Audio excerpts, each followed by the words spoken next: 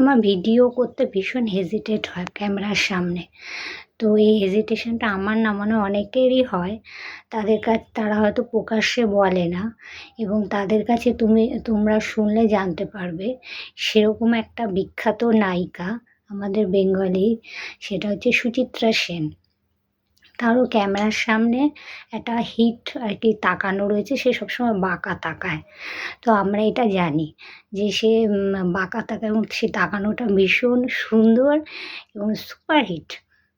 তো এই বিষয়ে আসল সত্যতা হচ্ছে, যেটা আমি ম্যাগাজিনে পড়েছি অনেকদিন আগে।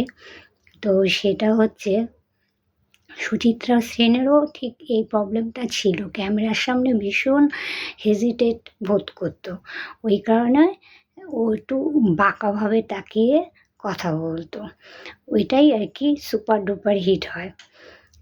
তো এরকমই অনেকের অনেক প্রবলেম আছে, মানে অনেক রকম অসুবিধা আছে। সেই সত্ত্বেও তারা জীবনে অনেক নাম করেছে বা সেগুলোই তাদের কাছে মাইনাস পয়েন্টগুলোই জীবনের আসল মানে একটা স্ট্রং সৌন্দর্য বা এই যে বললাম সেটাই বিখ্যাত হয়ে যায়।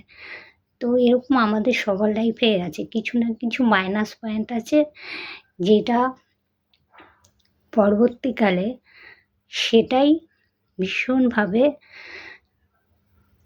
কী বলবো, সুচিত্রা সেনের মতো যদি আমরা চাই তো এটাও বিখ্যাত হয়ে যেতে পারে এবং সেটা নিয়ে আমাদের কারো চিন্তা ভাবনা করারও প্রয়োজন হয় না।